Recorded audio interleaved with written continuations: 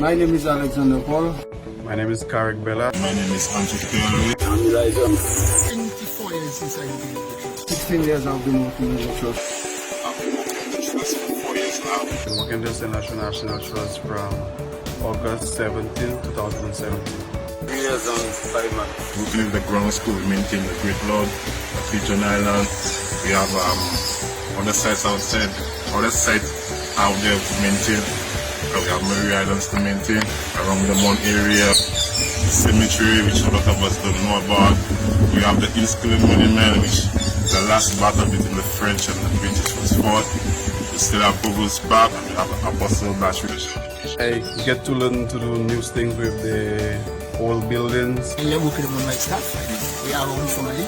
Best job I ever had. It makes me learn about conservation and protect the heritage and our patrimony of St. Lucia. I like to be among my co-workers and we're having a good time. My job is important for the conservation and St. Lucia heritage, to preserve it for our kids and my grandkids, etc. So we can protect our patrimony. Well, it is important because we have a lot of young persons growing up and they just see in old buildings and they do not know what it's about. They do not understand that it's actually a significant historical site where a lot have happened there.